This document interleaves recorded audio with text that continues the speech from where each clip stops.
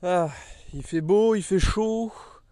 En ce mardi 16 juin, peut-être. En tout cas, là, j'en profite pour pouvoir tourner une petite vidéo aussi. Et pour vous parler surtout d'un truc qui vraiment, vous avez vu au titre hein, de la vidéo, mais c'est cette langue qui m'a beaucoup bouleversé à propos de la vision que j'ai sur les langues. Et surtout que là, je vais vous en parler de qu'est-ce que c'est que réellement cette langue, comment elle a pu changer vraiment toute la sphère, on va dire, d'apprentissage des langues, des voyages, d'apporter en termes de concret dans les voyages et puis les liens humains. Et en vrai, c'est quelque chose auquel bah, je vais vous en détailler vraiment dans toute la vidéo. Bon, je suis désolé si, un petit peu, si vous entendez un petit peu les avions, mais il y a un aérodrome qui est pas très loin. Donc en tout cas, pour commencer cette vidéo, c'est que là, j'aimerais vous dire un truc.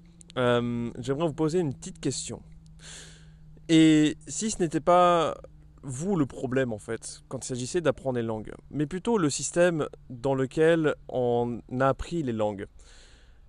Ce que je veux dire par là, c'est de ce que j'ai pu apprendre avec l'anglais et puis l'espagnol quand j'étais au collège-lycée, c'est que bah, j'ai cru que j'étais vraiment pas doué, que bah, avec les notes, ça se voyait, les notes, ça me disait, bah oui, mais Alexandre, tu vois, t'es pas doué aux langues, et puis bah, t'as moins de la moyenne, donc c'est pas vraiment ton truc, et vraiment, autant arrêter ce truc-là, enfin, bon, je sais pas si on m'avait dit ça à la fin, mais en tout cas, c'est ce que j'avais ressenti, de me dire, bah non, mais c'est même pas la peine, et puis je préfère continuer dans les sciences.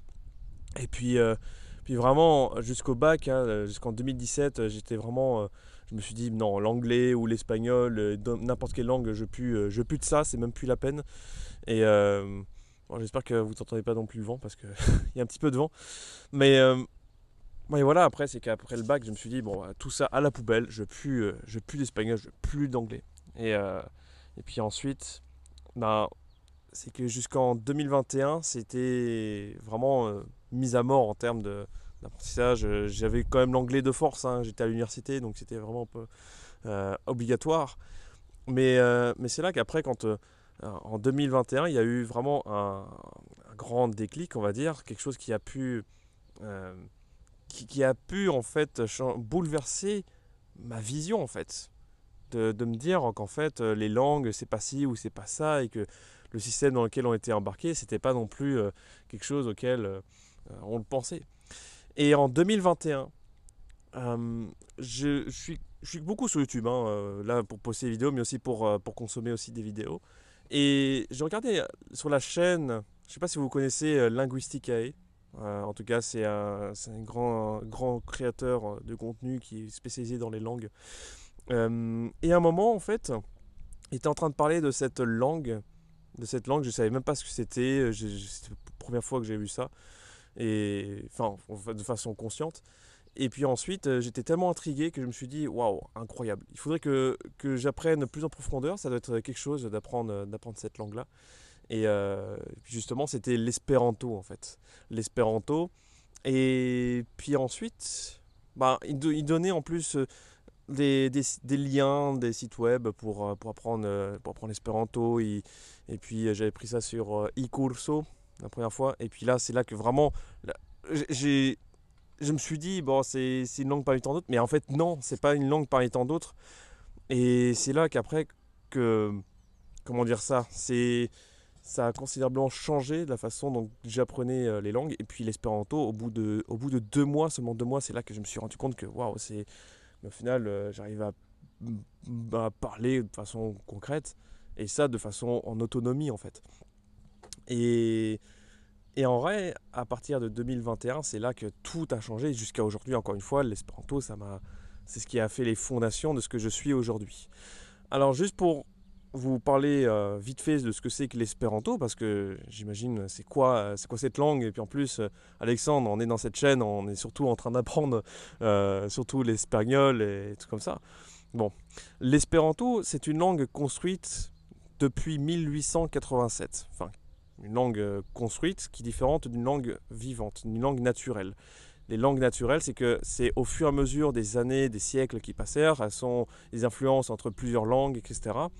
Donc c'est le français par exemple est différent par rapport à il y a un siècle, est différent par rapport à il y a 300 ans, etc. Et l'espéranto en fait c'est une langue construite, c'est-à-dire qu'il y a une intention derrière. Elle est partie de zéro, c'est parti d'un créateur qui s'est dit ok bon je vais pouvoir créer cette langue parce qu'il y a un problème à résoudre concrètement. Et parce que en fait le gars qui s'appelle Louis Lazar Zamenhof, un Polonais juif du 19e siècle, il s'est rendu compte qu'en final, dans sa ville à Bialystok, bon je ne sais pas comment on peut dire ça, mais Bialystok, on va dire Bialystok, en fait il s'est rendu compte qu'il y avait plein de communautés différentes, des Lituaniens, des Polonais, des Russes, des Ukrainiens, peu importe, qui vivaient en fait par quartier. Et puis après, il s'est rendu compte que il n'y avait pas de guerre, c'était tranquille, mais qu'au final, les gens ils passaient comme ça et sans se dire bonjour ou peu importe, il n'y avait pas de lien en fait entre communautés. Ça restait juste les Lituaniens avec les Lituaniens, les Polonais avec les Polonais, etc. etc. Et puis c'est là que l'espéranto, c'était justement dans ce cadre-là pour pouvoir mieux faire ce pont en fait entre toutes les cultures, de façon à ce que ce soit neutre, de façon à ce que on ne prenne pas la langue d'autrui pour pouvoir se parler. Par exemple, aujourd'hui, la langue internationale, on dit que c'est l'anglais. Mais ce que le problème avec l'anglais, en fait, c'est que ça fait le monopole des États-Unis ou de l'anglosphère, en fait, du Commonwealth. Et tout ça, en fait, on se sent un peu comme rabaissé par rapport aux Anglais qui ont un peu comme ils sont innés, c'est leur langue. Et l'espéranto permet d'avoir un cadre qui soit neutre de façon à ce que un Français avec un Russe puisse parler en espéranto, donc que on ne prenne pas la langue de l'autre pour pouvoir se parler. Donc voilà, après l'espéranto aujourd'hui c'est parlé par près de 10 millions de personnes, et ça c'est fantastique. Et, et en vrai, quand j'ai appris tout ça, je me suis dit mais waouh, c'est une superbe histoire, et puis je vais apprendre l'espéranto plus en détail, de voir ce que c'est. Et puis en vrai, de ce que ça m'a vraiment apporté, de façon, euh, dans l'histoire en fait, depuis 2021, c'est que j'ai pu participer aussi à des événements internationaux, des événements qui, voilà, j'ai participé à deux événements, un qui était en Lituanie, puis un autre en Belgique l'année dernière. Et dans ces événements-là, surtout en Lituanie, qui s'appelle l'IOCO, International Junulare Congresso. Et c'est un événement dans lequel il y a plusieurs personnes autour du monde et on se parle uniquement en espéranto et on se fait des excursions, on se fait des activités ensemble, du sport, enfin peu importe tout ce que vous pouvez imaginer, on le fait et puis c'est libre, on est là, il n'y a pas de jugement, il y a pas, ça c'est fou. Et ce qui m'a bouleversé aussi, c'est de voir aussi il y a des Américains et des Anglais, et pour la première fois, je vous dis honnêtement, la première fois, ils m'ont pas parlé en anglais, mais uniquement en espéranto. Ça paraît un peu débile, mais là, c'est à partir de ce moment-là, je me suis dit, mais waouh, c'était en 2024, donc l'année dernière, ça m'a vraiment changé. Et c'est là, c'est à partir de ce congrès en Lituanie que je me suis dit, mais ouais, mais il faut que je lance un truc en rapport avec les langues, en rapport à mon activité. J'ai changé considérablement. Et, euh, et puis c'est là qu'après, c'est ce qui a fait les fondements d'aujourd'hui en rapport avec aider les voyageurs français à mieux aborder la langue espagnole pour leur voyage, pour mieux se nouer d'amitié avec les locaux. Et tout ça, en fait, tout ça, c'est les fondations de l'espéranto, en fait. Tout ce que vous avez sur ma chaîne, sur Instagram, et tout ce que je dis, en fait, tout ça, c'est parti d'une seule langue. C'est à partir de l'espéranto. Mais c'est impressionnant, en fait. C'est vraiment impressionnant. Et et puis pareil pour Belgique, où là c'était un petit comité aussi entre espérantophones. Et là c'était aussi incroyable de pouvoir s'entraider, comme une petite famille qu'on est ensemble. Et ça c'est... Moi j'ai tellement d'anecdotes à raconter, mais voilà, c'est vraiment l'espéranto. Si vous pouvez le faire, faites-le maintenant. Et, et en vrai, les impacts en vrai de ce que j'ai fait, enfin c'est démentiel en fait. C'est parti d'un rien, c'est une langue, on va dire, oui, mais bon, Alexandre, c'est une langue, il n'y a que 10 millions de personnes dans le monde, enfin par rapport à 8 milliards que nous sommes. Et l'anglais, c'est 1,6 milliard, l'espagnol, c'est 1 milliard, et le français, etc. Euh, oui, certes, mais en fait, l'espéranto, c'est pas une question de pouvoir dépasser n'importe quelle langue, c'est pour pouvoir créer une communauté entre nous et de pouvoir se dire, waouh, peu importe, hein, on est là en petit comité, on fait des choses entre nous et puis ça c'est génial quoi, c'est une petite communauté. Et, euh, et en vrai, l'espéranto nous invite à vraiment réfléchir d'une autre façon la vision du monde que l'on a en fait. Et aussi la façon dont on apprend les langues, parce qu'en final, ce qu'on dit c'est qu'en fait, déjà l'espéranto c'est pas du tout, on n'aborde pas du tout à l'école, comme l'éducation financière, comme mener des projets, donc l'entrepreneuriat, etc. Et vraiment, pour moi, l'espéranto, c'est quelque chose auquel on doit au moins apprendre au moins une fois dans sa vie. Et comme aussi d'autres langues construites, il y a par exemple l'Ido, l'Interlingua, il y a le Volapük. Bon, ça, le Volapük, il y a que 30 locuteurs maintenant dans le monde, mais par rapport à l'espéranto, où là, c'est 10 millions. Et si vous faites ça au moins une fois, vous allez voir que ça va plus que changer votre vision du monde.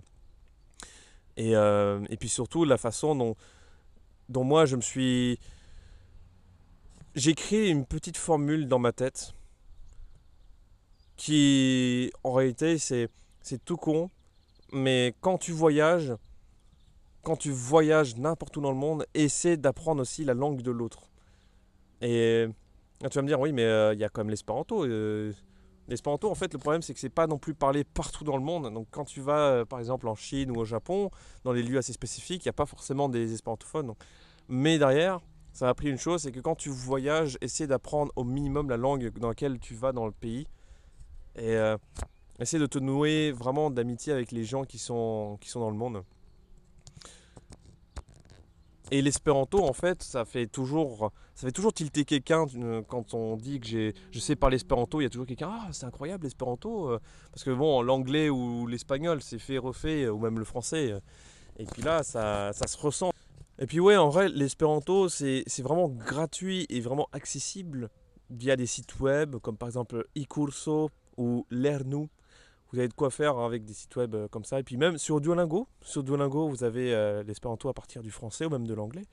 Et vraiment, n'hésitez pas, hein, c'est vraiment des choses auxquelles allez-y. Il peut y avoir aussi des profs qui vous corrigent. Et ça, c'est gratuit, hein, c'est vraiment des trucs qui sont gratuits et accessibles. Et puis en vrai, l'espagnol. En vrai, l'espéranto ne t'oblige pas à tout changer, mais il peut en fait tout transformer dans ta vision du monde et puis dans ta façon de vivre tes voyages. Et vraiment, si tu as l'occasion d'apprendre l'espéranto, vas-y encore une fois. Je te le répète, hein, mais c'est vraiment c'est ce qui m'a beaucoup poussé à faire plein de choses de ma vie et puis de mon entreprise actuellement, et puis des voyages que j'aborde. Mais vraiment, l'espéranto, c'est ce qui a posé toutes les fondations aujourd'hui de qui j'y suis. Et, et vraiment, si tu as envie aussi de développer un peu plus tes langues, l'espéranto, et puis aussi l'espagnol, avoir des conseils, des tips à propos de comment mieux apprendre les langues, je t'invite directement à t'abonner sur ma chaîne. C'est avec grand plaisir de pouvoir faire ça. Et puis aussi de liker ma vidéo. Et puis aussi à donner ton ressenti et puis tes expériences en commentaire. Et puis moi je les lirai, puis je te répondrai d'ici là. Et puis merci encore une fois d'avoir regardé la vidéo. Et puis je te dis bonne semaine, bon week-end, bonne soirée, peu importe. Et puis vraiment, l'espéranto, n'oublie pas, ça peut vraiment changer ta vie. Allez, ciao!